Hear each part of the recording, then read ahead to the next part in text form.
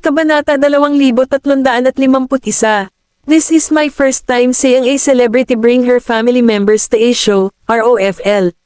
Tama si Zoe. Ano ang saya kapag nag-imbite sila ng mga ordinaryong tao na hindi sikat sa entertainment industry sa palabas. Ang boring talaga ng palabas na ito. Kung gayon, hayaan mo akong maliwanagan ka, ikaw ay Pipi. Ang panganay na kapatid ni Daisy, si Wayne Goldman, ay minsang nag-shoot ng mga patalastas kasama ang isa sa pinakamahuhusay na aktor na gumabay sa industriya sa nakaraan.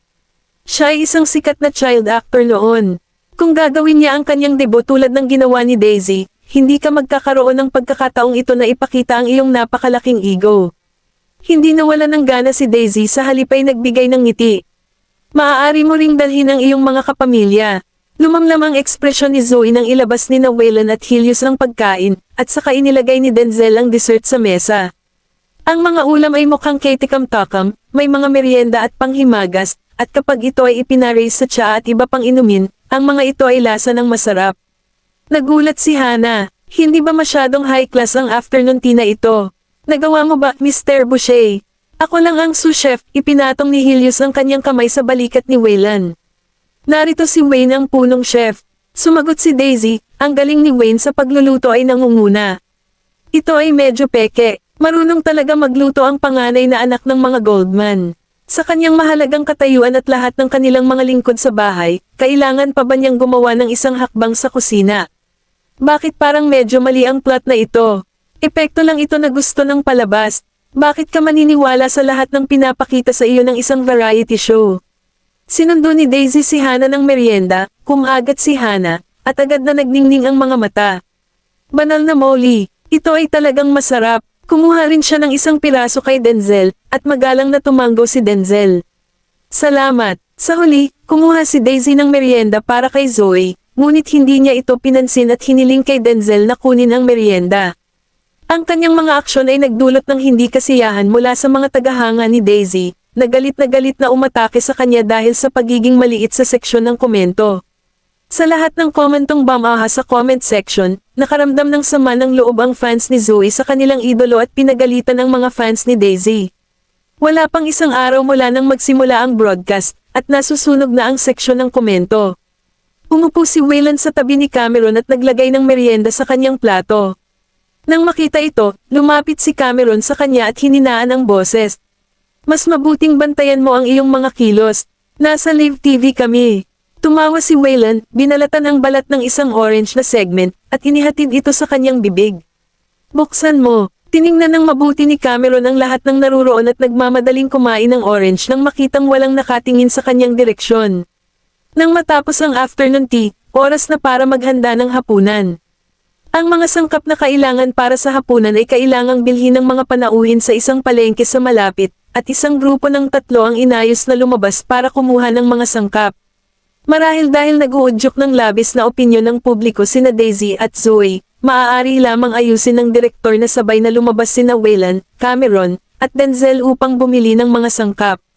Dahil sa panahon ng recording at shooting ng show, nag-ayos din ang crew staff ng security at ilang crew members na lumabas kasama nila. Napakalaki ng palengke, at mayroon itong lahat. Napakagaling ni Waylon dahil maingat niyang pinili ang lahat ng sangkap na kailangan, kabilang ang pagkaing dagat. Nakita ni Cameron ang isang malaking lobster na gumagapang sa tubig at lalapit na sana ito para hawakan ito, ngunit pinigilan siya ni Waylon. Kumunat ang noo ni Cameron. Bakit mo ako pinipigilan na hawakan ito? Mataimtim niyang sinabi, natatakot akong patayin mo ito. She pouted at tumigil sa pagsasalita. Biglang kinamot ni Denzel ang bag gamit ang gilid ng paa. Pagkatapos ay tumingin siya sa ibaba at tumalon sa likod ni Waylon sa takot. Lumingon si Waylon. Anong mali? Ahas, may mga ahas. Namutla sa takot ang mukha ni Denzel habang nanginginig mula ulo hanggang paa. Tumawa ang may-ari ng tindahan at ipinaliwanag sa isang impit, hindi ito ahas, kundi igat. Huwag kang mag-alala, hindi sila nangangagat. Tumayo si Denzel sa likod ni Waylon at Cameron at hindi ng ahas na humakbang papalapit sa stall. Takot na takot siya na nawawala ang isang bahagi ng kanyang kaluluwa nang mabigla siya sa kanyang nakita. Isa itong bag ng malansa at mahahabang nilalang. Ang sinumang nakakita nito ay dapat makaramdam ng kahit konting pagkasuklam. Tumingkayad si Cameron para tingnan mabuti ang mga igat at inabot pa niya ito para hawakan. Ang mga igat na ito ay talagang hindi nangangagat. Tinitigan siya ni Waylon na walang magawa. Kabanata 2352. Ang babaeng takot sa daga ay hindi talaga takot sa igat. Takot si Den na muntik na siyang umiyak, hahaha. Ang tapang talaga ng babaeng yan ha. Hinahawakan niya ang mga igat gamit ang kanyang mga kamay. Hahaha, ano ang dapat kong gawin kung makita kong medyo cute ang dalagang ito? Mali ba ang nakikita ko? O parang nakakatuwa ang titig ni Wayne. Halos 2 oras silang naglibot sa palengke at bumili ng maraming sangkap. Si Waylon lang ang pumipili ng lahat ng sangkap, habang sinusundan siya ni Cameron at Denzel na parang walang alam sa pagpili ng magagandang hilaw na sangkap. Hindi lamang sila ay hindi tumulong, ngunit sila rin ay hilahin ang pag-unlad ni Waylon sa merkado. Tuwang-tuwa ang mga tagahanga na makutsa si Waylon sa pagdadala ng 2 walang kwentang underlings. Alas 7 na ng gabi nang makarating sila sa bahay pagkatapos bumili ng mga sangkap. Naghihintay sa kanila sina Daisy at Helios sa pintuan, at tumulong silang dalhin ang ilan sa mga sangkap sa kusina. Dahan-daang ibinulong ni Waylon ang kanyang manggas. Si Daisy ang maghuhugas ng lahat ng sangkap, at si Uncle Helios ang magiging sous-chef ko. Nakangiting tumugon si Helios, sige. Napaka-motivated din ni Daisy, ipaubaya mo sa akin ang lahat ng sangkap. Sumunod naman si Hannah sa kusina. Maaari akong tumulong sa pagputol ng mga gulay. Tumanggaw si Waylon. Napakamot si Denzel sa pisngi at medyo nahihiya. Kung gayon, mayroon ba akong magagawa? Tumingin si Waylon sa kanya, can you beat some eggs for me? Nakangiting sagot ni Denzel, kaya ko yan. Itinuro ni Cameron ang sarili sa sandaling ito, ano ang tungkol sa akin? Hindi ako pwedeng tumayo lang dito at walang gagawin. Mabilis na magiging awkward ang mga bagay-bagay. Pinaikit ni Waylon ang kanyang mga mata at dahan-daang ikinabit ang kanyang apron. Kapag handa na ang mga ulam, ilalabas mo ito at ihain. Nag-cross arms si Cameron at sumagot, oh sige. Hahaha, mukhang nag-aatubili ang dalaga. Nako, sinasabi mo ba sa akin na ang panganay na anak ng mga Goldman ay talagang marunong magluto? Mapapahamak ako, totoo ba? Sa kabutihang palad, ang espasyo sa kusina ay sapat na malaki, at lahat ay nagtrabaho ayon sa dibisyon ng paggawa. Pagkatapos hugasan ng mga sangkap, iniabot ni Daisy kay Hannah. Marunong din magluto si Hannah, kaya hindi mahirap para sa kanya ang paghiwa ng mga gulay. At si Denzel, na nakatayo sa tabi niya, ay nagbasag ng mga itlog sa isang basong mangkok at maingat na pinalo. Itinuro ng camera team ang camera kay Waylon at itinala kung paano niya ginawa mula sa pag-unangkalan, pag-init ng kawali, pagdaragdag ng mantika at mga sangkap, hanggang sa pag-stir-fry gamit ang kahoy na kutsara. Ang buong proseso ay mukhang makinis, malinis, at malinaw. Kapag ang iba ay nag-aalalang kumikilos sa kusina, ang mga galaw ni Waylon ay mukhang napakalma at matatag, na parang nagtatrabaho siya mula sa ginhawa ng kanyang sariling tahanan. Ipinakita niya ang kanyang husay sa pagprito, pagpapasingaw, paglalaga, at marami pang iba. Halos wala na siyang magawa sa kusina. Agad na sumabog ang seksyon ng komento, at ang bilang ng mga tagahanga sa broadcast room ay tumaas sa 700,000 at patuloy na tumaas. Banal na tae, ang call ng kapatid ni Daisy. Yung mga nag-claim na ang crew ay bumili ng afternoon tea sa isang malapit na hotel kanina, oras na para sa iyo na lumapit at hampasin ang iyong mukha. Marunong pang ang magwaktosang si Wayne, habang hindi ko man lang mahawakan ng tuluyan ang spatula at kawali. Magaling talaga ako sa wala. Buhuho. Ang gwapo naman ng panganay ni Daisy at marunong magluto at the same time, naiinggit ako. Ngayon ay isa pang araw na gusto kong hiwalayan ng aking asawa. Kalahating araw pa lang pagkatapos, nilang mag-shooting, nakita ng direktor na 900,000 na ang mga fans na nanonood sa live broadcast room, at tumataas pa rin ang bilang, at sobrang excited siya. Si Mr. Hannigan ay may matalas na mata. Talagang hindi siya nagrekomenda ng mga maling bisita. It was almost 9 PM bukod sa sabaw, lahat ng iba pang ulam ay nasa hapagkainan na, mabango at mukhang masarap. Nagulat si Denzel, Ginoong Goldman, ang galing mo talaga. Ang kanyang mga kasanayan ay maihahambing sa isang chef mula sa isang 5-star hotel. Tumawa si Daisy, si Wayne ay palaging kahanga-hanga. Sabi ni Helios, okay, dapat pagod na pagod ang lahat pagkatapos ng isang abalang araw. Maupo muna tayo at kumain. Lumapit ang lahat sa mesa. Ang mga ilaw sa looban ay maliwanag, at sa ilalim ng mabituing kalangitan sa gabi, ang ina ay nakaramdam ng napakaingay dahil ito ay puno ng kaguluhan. Pagkatapos ng hapunan, hiniling ng mga tripulante ang mga panauhin na magbunot ng palabunutan upang matukoy kung sino ang kukuha ng bunot sa misyon bukas. Ang taong nakakuha ng pinakamaikling straw ang siyang magbubunot ng misyon, at ang malas ay si Denzel. Bumangon si Denzel, kinuha ang isang mission card, binuksan ito, at namangha. Nakangiting tanong ni Hana, ano ang misyon? Kabanata 2353. Ang mga tauhan sa likod ng palabas ay maaaring maging ganito kalupit, ha? Napakamot ng ulo si Denzel, naglakad pabalik sa upuan niya, at ibinigay ang mission card kay Hana. Sinulyapan ito ni Hana at natigilan din. Tumagilid si Daisy. Ano ito? Ang mga salitang, pag-aani ng tubo, ay agad na ikinagulat niya. Sabi ng direktor, so, after everyone has done eating and drink, please have a good rest tonight. Pagkatapos ay kailangan mong bumangon ng 8 AM bukas ng umaga at magtipon sa pintuan ng inn. Dapat mong subukang punan ng 5 cart bago mag 1 PM. Nagsimulang mag-alala sina Hana at Denzel nang makuha nila ang gawain. Paano tayo mangolekta ng 5 kariton ng tubo? Itinaas ni Daisy ang kanyang kamay at nagtanong, kailangan ba nating gawin ito sa ating sarili? Nagpalitan ng tingin ang mga tao sa crew at hindi nagsalita. Pagkatapos ay ipinaliwanag ng direktor, hindi ka maaaring humingi ng tulong sa iba, at dapat kayong 6 na gumawa ng paraan para matapos ang gawain. Namangha si Daisy, at may bakas ng pagiging palihim sa kanyang mga mata. Si Cameron ay tahimik na kumakain sa sulok mula simula hanggang matapos. Bigla siyang may naalala at nagtaas ng ulo. Handa na ba ang sabaw? Parang naamoy ko na ang bango nito. Sa katunayan, matagal na niyang nakalimutan na nasa live program pa sila. Nakatingin ang lahat sa kanya na nagtataka. Bahagyang kinuyam ni Waylon ang kanyang kamay at idiniin ito sa kanyang labi, pinipigilan ang kanyang pagtawa. LMAO, ang babaeng ito ay hindi kailanman nasa parehong pahina. Kapag pinag-uusapan ng iba kung paano nila dapat anihin ang tubuhan bukas, iniisip lang niya kung tapos na ba ang sabaw sa pagluluto. Maging si Mr. Goldman ay nasa bingit ng tawa, hindi ba? Magtiwala ka sa akin, makakasama ko ang babaeng ito at maging masaya habang buhay. Dapat nakahanda na ito. Bumangon si Daisy. Pupunta ako upang tingnan. Sa mga bisita, sobrang tahimik ni Zoe. Hindi niya maintindihan kung bakit gusto ng kanyang sponsor na sumali siya sa variety show na ito. At ang pangunahing issue ay naroon din si Daisy. Alam naman nila na nagkaroon kami ni Daisy ng hindi pagkakaunawaan before this because of a fight over a character, pero pinilit pa rin nila akong sumali sa show na ito.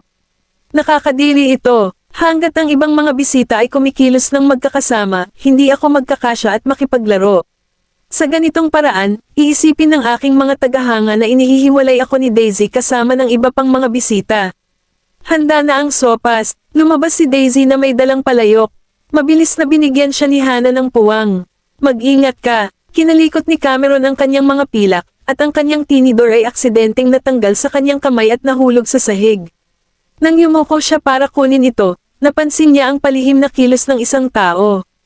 Nang dadalhin na sana ni Daisy ang kaldero sa mesa, kusa namang iniunat ang isang paa sa ilalim ng mesa, sinusubukan siyang pagtripan.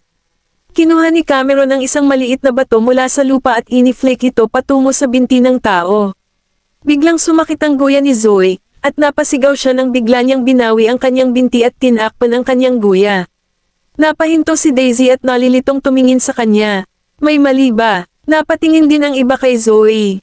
Nagngangalit ang mga ngipin ni Zoe. Ayos lang ako. Inangat niya ang ulo niya nang hindi sinasadya at nagkataon na sinalubong niya ang mapang asar na tingin mula kay Cameron, ang taong nakaupo sa tapat niya. Tinaas ni Cameron ang kanyang kilay at sadyang ipinakita sa kanya ang maliit na bato sa pagitan ng kanyang mga daliri. Bahagyang nagbago ang ekspresyon ni Zoe, at agad siyang umiwas ng tingin, hindi naglakas loob na harapin siya ng diretsyo. Fuck, nabusted ako, habang dumilim. Ang kalangitan, lahat ay natapos na sa pagkain, naglinis ng hapagkainan, naghugas ng pinggan, at bumalik sa kani-kanilang silid para magpahinga. Kasama ni Zoe ang isang guest room kasama sina Hana, Helios at Denzel ay nagbahagi ng isa pang guest room, sina Daisy at Cameron ay natulog sa kanilang sariling silid, at si Waylon ay natulog ng mag-isa sa kanyang kwarto. Nang malapit nang makatulog si Cameron, malabo niyang naramdaman na may tumabi sa kanya at agad niyang binuksan ang kanyang mga mata. Gayunpaman, natakpan ang kanyang bibig bago pa siya makagawa ng ingay. Sa ilalim ng madilim na liwanag mula sa looban, kitang-kita ni Cameron ang taong nasa harapan niya at inalis ang kamay nito. Ibinaling niya ang kanyang ulo at sinulyapan si Daisy, na natutulog na nakaharap sa kanya, pagkatapos ay pinandilatan si Waylon at hininaan ang kanyang boses. Bakit hindi ka natutulog sa kalagitnaan ng gabi? At anong ginagawa mo dito? Pinatahimik siya ni Wayne. Nandito ako para dalhin ka sa kung saan. Siguradong magugustuhan mo ito. Kabanata 2354. Hinayla ni Waylon si Cameron pataas. Hinawakan niya ang kanyang coat at tahimik na lumabas ng kwarto ang dalawa. Naglalakad sa likod bahay, inaantok at giniginaw si Cameron. Saan mo ako dadalhin? Hinawakan niya ang kamay niya at naglakad sa harapan niya, inakay siya. Malapit na tayo. Humikab si Cameron at sumunod sa kanya. Dod, kailangan nating gumising ng maaga bukas. Gayunpaman, nang makita niya ang mga alitaptap sa hardin, nagising siya sa isang iglap. Ang mga alitaptap na nagtipon-tipon sa isang lugar ay mistulang mga bituin sa madilim na kalangitan, na nagpapalamuti sa dilim sa hardin. Lumapit si Cameron. Bakit ang daming alitaptap? Tumingin siya pabalik sa kanya. Hindi ito isang bagay na nakikita mo araw-araw, hindi ba? Iniunat ni Cameron ang kanyang kamay, nagbabalak na hawakan ang mga ito, at ang mga fluorescent na ilaw ay agad na nagkalat. Nagtagal ang mga ilaw sa paligid niya, at siya ay tumawa. Napakaganda nito. Huminto si Waylon sa tabi niya. Hindi ako nagsinungaling sa iyo, di ba? Lumingon si Cameron, tumingin sa kanya, at tumawa. Gaano ka ba ka-boring? Pinili mo talaga na huwag matulog sa kalagitnaan ng gabi at dalhin ako dito para makakita ng mga alitaptap. Ang panonood ng mga alitaptap ay hindi ang punto dito. Pagkasabi noon ay tumagilid ang ulo niya at itinoon ang tingin kay Cameron. Bahagyang nagulat si Cameron at napatitig sa kanya. Nang makitang papalapit na sa kanya si Waylon, nagkibit balikat siya, at nagkislat ang mga pilikmata. Ikaw, huwag kang magulo, kailangan nating gumising ng maaga bukas. Natawa siya bigla. Ano sa tingin mo ang gagawin ko? Ibinaba ni Cameron ang kanyang ulo at hindi umimik kahit isang salita. Hinawakan siya ni Waylon sa kanyang mga bisig. Ikaw ang nanggugulo. Anong ginawa mo ngayong araw? Kumunat ang noo niya. Anong ginawa ko? Lumapit ang mga labi ni Waylon sa kanyang pisngi, hanggang sa ilang pulgada na lang ang layo mula sa pagdampi sa kanyang templo, at ang boses nito ay paos. Nakita ko ang lahat. Tila naintindihan ni Cameron ang sinasabi niya, ngunit kumpiyansa siya. Kung ganoon, dapat magpasalamat ka sa akin. Kung hindi dahil sa akin, napaso ang kapatid mo. Napangiti siya ng paus at idiniin ang mainit nitong labi sa noo niya. Aha, kung gayon paano ako magpapasalamat sa aking maliit na Cam? Mamulong siya, sino ang pag-aari mo? Hinawakan ni Waylon ang pisngi niya sa palad niya at akmang hahalikan siya. Nasa marriage certificate ko ang pangalan mo. Kung hindi ka sa akin, kanino ka pag-aari? Namula siya sa tanong at tono nito. Dinilaan ni Cameron ang kanyang mga labi para ma-moisturize ang mga ito. Babalik na ako sa kama. Hinaplos ni Waylon ang kanyang mga labi gamit ang kanyang hinlalaki. Magandang gabi kung gayon. Tumayo si Cameron. Nag-good night lang ba siya sa akin? Iyon ba? Napangiti si Waylon. Hinihintay mo ba ako? Sa sandaling sinabi niya iyon, isang pahiwatig ng init ang kumalat sa kanyang mga labi habang hinahalikan siya nito sa mga labi. Ipinulupot ni Cameron ang kanyang mga braso sa kanyang leeg, at si Waylon ay natigilan saglit. Sinuklay ng mga palad nito ang dulo ng buhok nito at damaykit sa likod ng ulo nito na para bang ilalagay nito ang labi nito sa mukha nito. Sa mahabang panahon, nanlabo ang kanyang mga mata. Ang galing mo talagang magpahirap sa iba. Pinili niya talaga na pahirapan siya sa oras na ito kapag wala itong magawa sa kanya. Itinulak siya ni Cameron palayo na may bakas ng pagiging saplade sa kanyang mukha. Iiwan na kita. Please, mag-enjoy ka. Pagkatapos ay mabilis siyang tumakas sa eksena. Tungkol naman sa paglabas ni Cameron sa kanyang silid kagabi at pagbalik niya sa silid ay hindi ito napansin ni Daisy. Alas 7 ng umaga, nagising ang lahat ng mga bisita sa isang katok sa pinto. Sa 8 a.m., pagkatapos ng almusal, bukod kay Daisy, ang lahat ng iba pang mga bisita at ang mga tripulante ay dumating sa tubuhan sa oras, habang ang ibang mga tripulante ay nagmaneho ng 5 pickup cart sa gilid ng bukid at hinayla sila sa tabi ng kalsada. Tumingin si Hannah sa paligid. Nasaan si Daisy? Humikab si Cameron. Masyado siyang inaantok. Tumingin si Zoe sa napakalaking tubo, nag-cross ang kanyang mga braso, at naiinis na nagtanong, bakit kailangan nating gawin ang lahat ng hirap samantalang si Daisy ay maaaring mawala ng walang dahilan?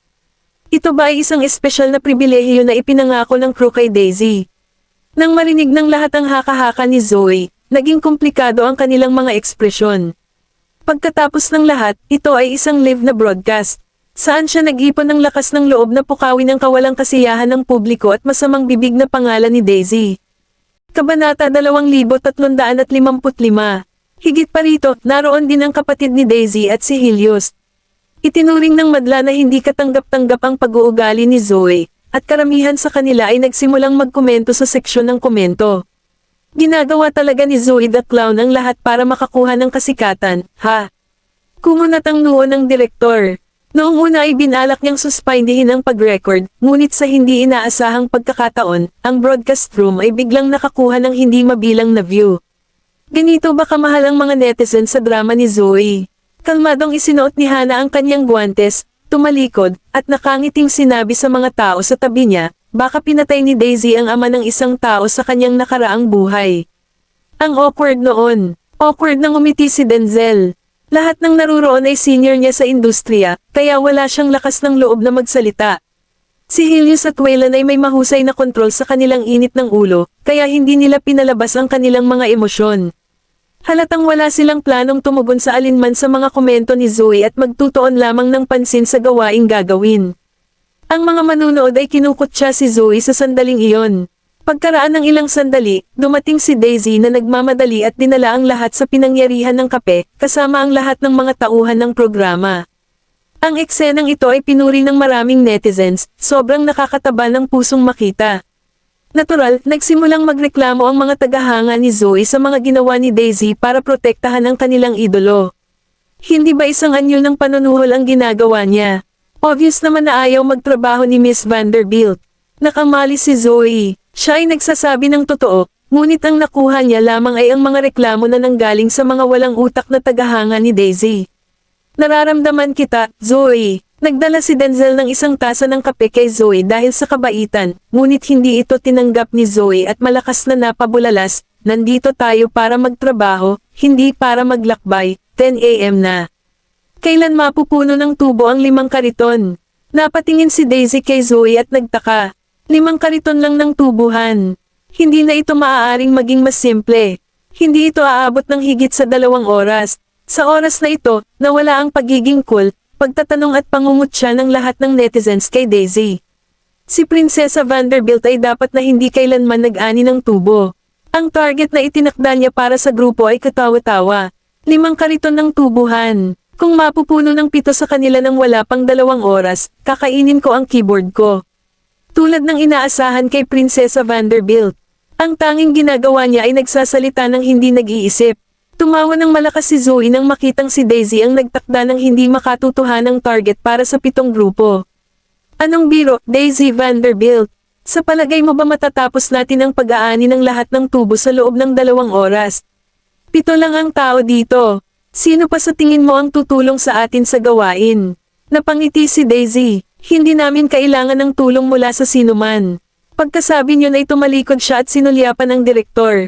Sir, ikaw po ang nag-claim kahapon na kailangan lang nating mangolekta ng 5 kariton ng tubo.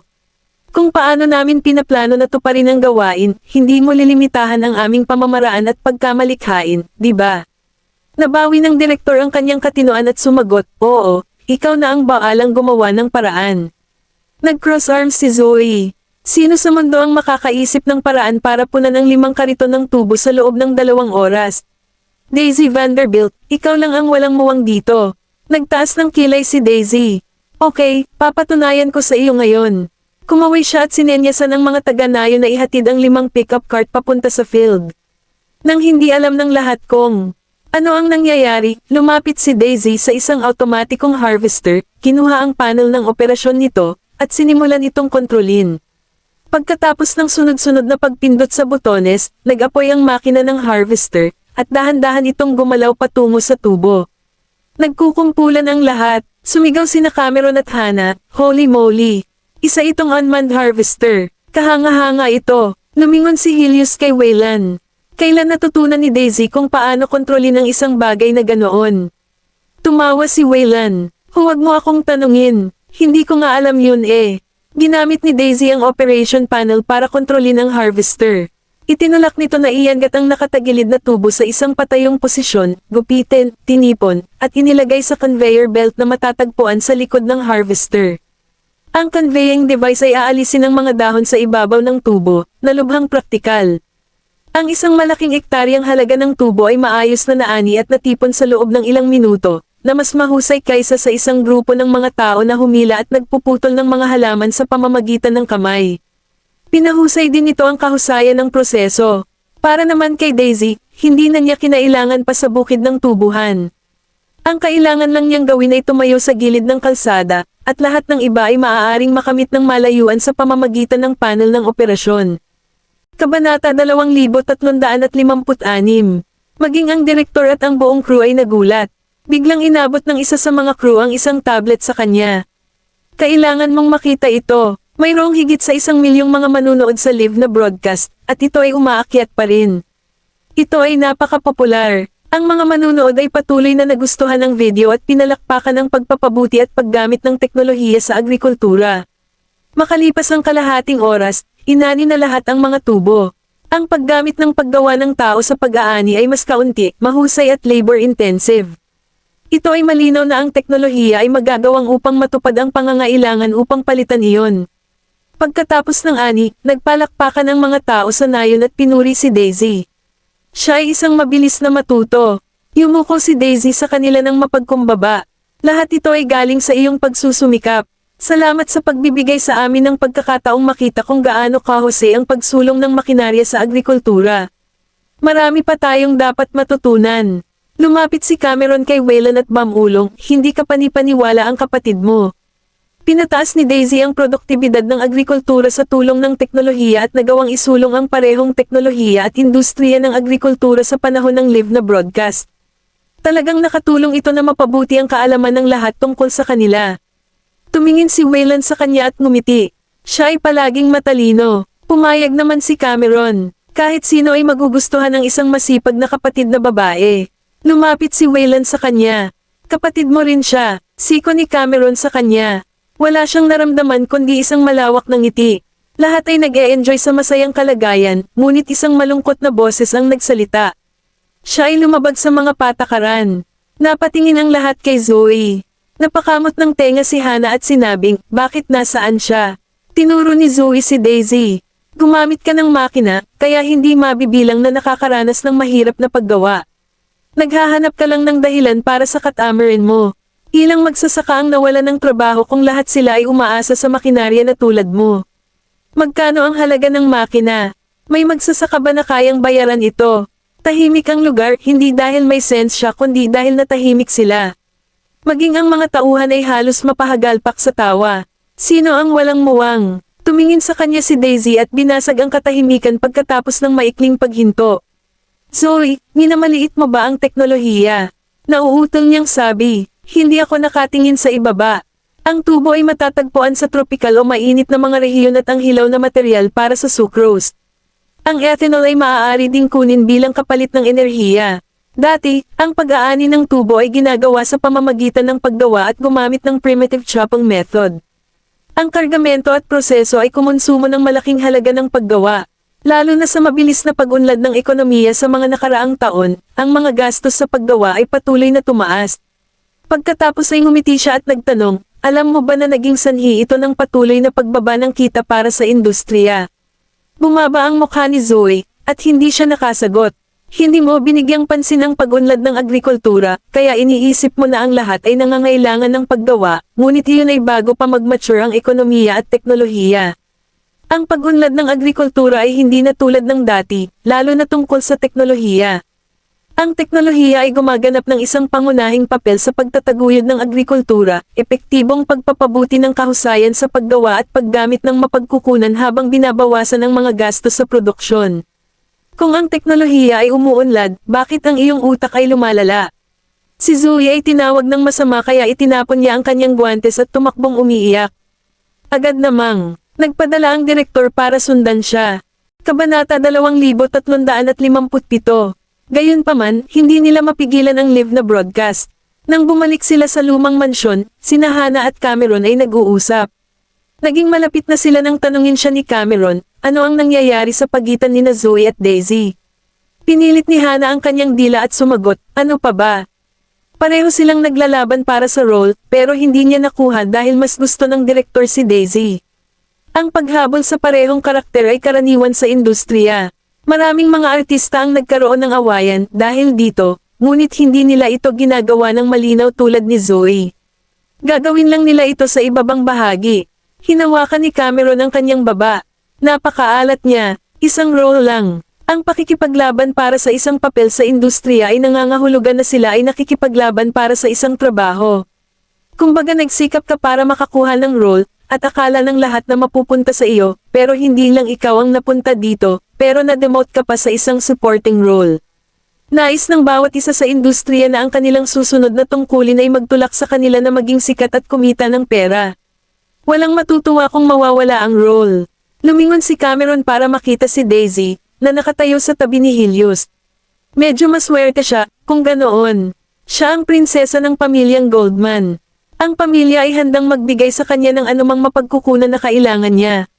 Maaaring kailanganin ng lahat na magtrabaho ng ilang dekada para makapagpahinga, kaya talagang napakaswerte niya pagdating dito. Napangiti si Hannah pagkatapos ng paghagulgol. Gayon din ang iniisip ko noon, ngunit pagkatapos magtrabaho kasama siya sa nakalipas na ilang taon, napagtanto ko na ang mga Goldman ay hindi kailanman nasangkot sa kanyang karera. Kung gusto ni Daisy na sumikat, nakatrabaho niya sana ang Royal Crown. Mas maaga pa sana siyang nasa tuktok kung nagtrabaho siya sa sarili niyang kumpanya. Si Daisy ay hindi itinuturing na pinakamahusay sa industriya, ngunit mayroon siyang matatag na katayuan bilang isang A-lister na may titulong Best Actress. Sa mga elite, anak lang siya ng isang investor. Maraming celebrity ang gustong maging artista at bida ng sabay, pero ang gusto lang ni Daisy ay umarte. Isang bagay na alam ni Hannah na hindi alam ng iba ay hindi siya binayaran pati na rin ang mga nangungunang aktor. Si Helios ay binayaran ng halos 15 milyong noong siya ay kaedad niya at siya ang pinakamataas na sweldong aktor. Si Daisy ay binayaran ng hindi hihigit sa 700,000. Iyon ay isang malaking pagkakaiba. Kaya naman hindi masyadong inisip ni Hannah ang paghingi ni Daisy sa kanya ng tawad sa publiko noong nakaraan. Pakiramdam niya ay iyon ang tamang gawin. Hindi nagtagal, bumalik ang direktor at ang mga tauhan. Pumunta si Helios para magtanong tungkol kay Zoe. Sabi ng direktor, nag-pull out si Zoe sa show, pero kasalanan ko. Hindi ko alam na sobrang extreme niya. Ngumiti si Helios, bata pa siya. Kapag nakakuha siya ng mas maraming karanasan, mas mauunawaan niya ang mga patakaran ng industriya. Ang paggawa ng pelikula ay tumagal ng 1 linggo bago ito tuluyang natapos. Si Zoe ay binatikos ng husto dahil sa kanyang pagganap sa palabas. Kasabay nito, sumikat din ang unmanned automatic sugarcane harvester na ipinopromote ni Daisy na sold out. Maging ang mga poster ay inilipat sa mga may endorsement ni Daisy. Ang lahat ng iba pang mga bisita sa palabas ay nagkaroon ng pagdagsa ng mga bagong tagahanga, lalo na sina Cameron at Waylon. Nagsimulang hilingin ng mga tao na pumunta sila sa mga talk show. Nang bumalik sila sa Baseburg, ito ang isang buwang pagdiriwang ng kaarawan ni Charm. Ginanap ang party ni Charm sa Goldman Mansion. Isa itong open-air party na may mga kaibig-ibig na dekorasayon sa mga kulay pastel. Ang mga dumalo ay mga kliyente at malalapit na kaibigan ng mga Goldman. Kabanata 2358.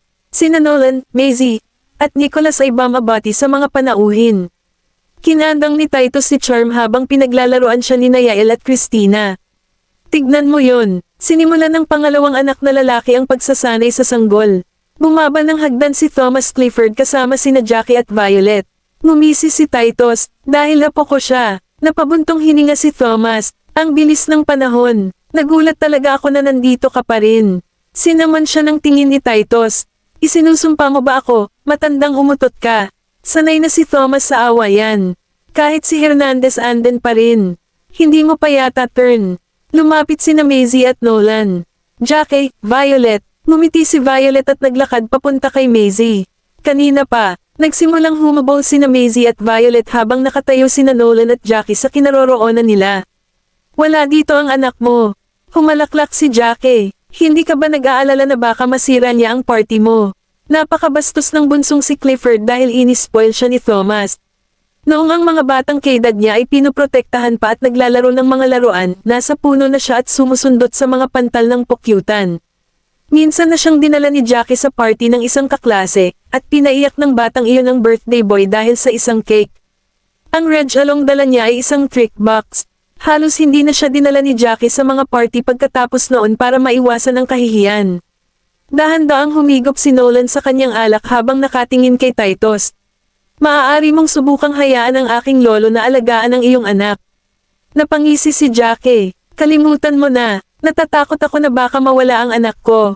Samantala, nag-uusap sina Maisie, Barbara, at Violet hanggang sa pumasok si Colton kasama si Freya. Biglang ngumiti si Barbara. Naiinggit ako sa'yo, Maisie. Tanong ni Maisie, bakit? Nagkatinginan sina Barbara at Violet. Dahil biyenan ka na sa murang edad, at ngayon lola ka na rin.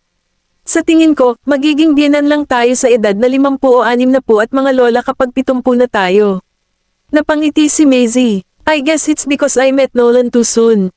Tumingin si Violet sa paligid. Wala pa ba si Riley? Pinaikot-ikot ni Barbara ang kanyang alak. Naninirahan siya sa Slakova kasama si Luis, kaya hindi ko iniisip na babalik siya. Kahit na-miss niya ang party na ito, may mga kasalan. May 3 anak na hindi pa kasal. Sa pagbanggit ng mga kasal, tumingin si Violet kay Maisie. Nakarehistro na ba ang 3 anak mo para sa kanilang kasal? Napabuntong hininga si Maisie. Si Daisy at Nolly lang ang selyado. Nakarehistro sina Waylon at Cameron, ngunit hindi ako sigurado kung ano ang nangyayari sa kanila. Nag-propose si Colton kay Freya, pero hindi pa sila opisyal na kasal. Nagulat si Violet at Barbara. Ano? Tumayo si Freya sa tabi ni Colton. Hindi siya sanay sa isang malaking party na tulad nito, na kailangang makipagkita sa mga bisita ng Goldmans na dumating upang batiin sila. Nilagay ni Colton ang braso sa bewang niya. Pagod ka na ba? Umiling siya at ngumiti. Hindi ba pumapasok ang pamilya mo? Tanong ng isang tao. Nang marinig ito ni Freya, pinulupot niya ng mahigpit ang kamay sa wine glass at hindi na nagsalita. Dapat ay nasa party ang magkabilang panig ng pamilya, ngunit ang mga Goldman lang ang naroon. Ang lalaking nagtanong ay may-ari ng isang kumpanya ng pamamahagi ng mga materyales sa gusali, si Mr. Weatherby. Malamang na wala siyang nakilala mula sa panig ni Freya at sinasabing walang espesyal sa kanya. Nagawa lang niyang pakasalan ang isang Goldman dahil sa kanyang kagandahan. Kabanata 2359. Ang mga Goldman ay higit pa sa iba pang mayamang pamilya sa Baseburg. Lahat ay magiging mausisa tungkol sa taong nagpakasal sa pamilya kung sila ay isang tao. Paanong wala ang pamilya ni Freya? Nagbago ang ekspresyon ng lahat. Ang sino mang nagbigay pansin sa balita ay malalaman kung bakit. Baka pag-usapan ito ng mga hindi. Hindi napansin ni Mr. Weatherby kung paano nagbago ang atmosfera at nagpatuloy nang makita kung paano hindi tumugon si Freya. May nangyari bang importante, at hindi nakarating ang pamilya mo dahil doon? Paano nila mapapalampas ang isang napaka-importanting party? Kahit busy ang mga kamag-anak mo, dapat nandito ang mga magulang mo. Pinagdikit ni Freya ang kanyang mga labi at magsasalita na sana nang hawakan ni Colton ang kanyang kamay at mahinahong sinabi, natutuwa akong lahat ay nakadalo sa party ng aking anak. Ang aking asawa ay kasal sa akin at ngayon ay isang Goldman. Kung hindi mo man lang siya kayang respetuhin, dapat wala na tayong pakikitungo sa hinaharap. Sa tingin mo ba, Mr. Weatherby? Hindi inaasahan ni Mr. Weatherby na magiging sobrang protection ni Colton sa kanyang asawa. Siya ay mula sa isang sikat na pamilya at kailangang mag-ingat sa kanyang sasabihin. Inisip niya lang na ikakasal ang babae at hindi iginagalang sa pamilya. Kahit na binigyan siya ng babala sa publiko, kailangan niyang bitawan ito dahil laban ito sa isang Goldman. Iginiya ni Colton si Freya palayo.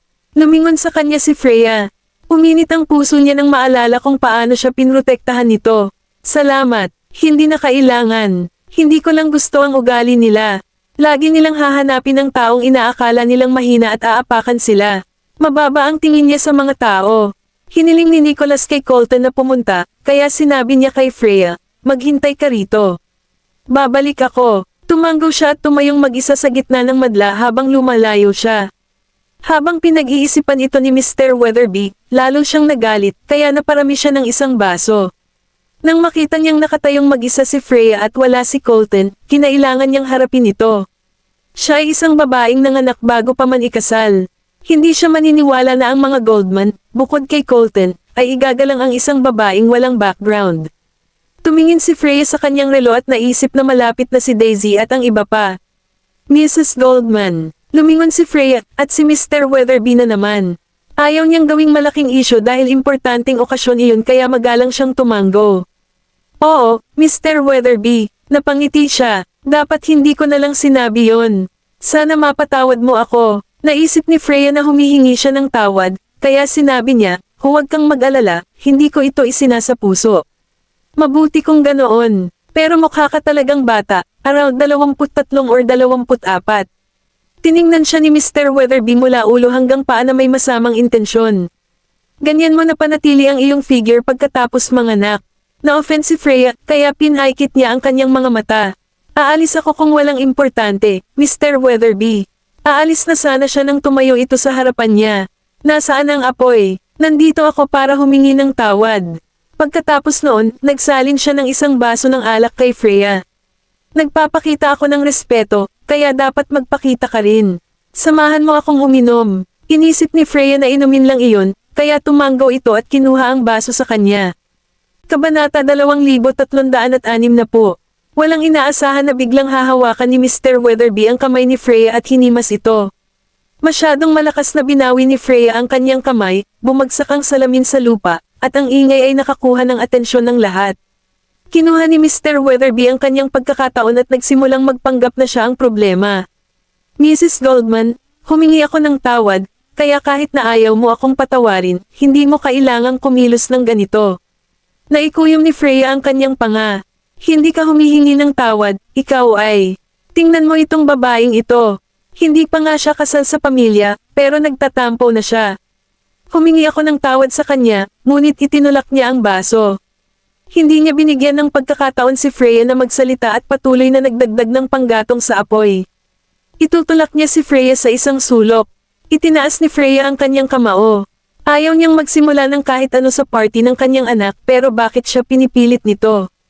Nakita ni Mr. Weatherby na hindi siya lumalaban at nahulaan niya na wala siyang lakas ng loob na gawin iyon. Kung sinabi niyang minomolestya siya, sasabihin lang niyang sinubukan niyang akitin siya. Lumabas si Maisie mula sa karamihan. Anong nangyayari? Agad na lumapit si Mr. Weatherby sa kanya para magreklamo. Mrs. Goldman, tingnan mo ang nangyari. Hindi lang tinanggihan ng iyong manugang ang aking paghingi ng tawad, hinampis niya rin ang baso ng alak na inabot ko sa kanya. Isang masayang okasyon ang ipinagdiriwang mo ngayon, at ayaw kong gumawa ng eksena, ngunit ano ang kahulugan nito?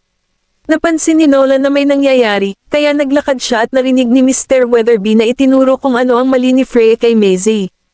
Tiwala si Mr. Weatherby at sinabing masama ang pakikitungo sa kanya. Akala ng lahat ng hindi nakakita sa nangyari ay ginawa ni Freya ang sinabi niyang ginawa niya. Naikuyom ni Freya ang kanyang pangangunit na pahinga ng ilang sandali. Tatanggapin ko sana ang paghingi mo ng tawad, pero bakit kailangan mong hawakan ang kamay ko? Natigilan si Mr. Weatherby. Hindi niya inaasahan na sasabihin niya ang totoo. Napasinghap ang lahat at bumaba ang mukha ni Maisie. Kalokohan, hindi ko hinawakan ang kamay mo. Nagpatuloy siya. Huwag mo sana akong akusahan ng ganito. Ikaw ang asawa ni Coleman Goldman. Paano mo nasabi ang ganoong bagay?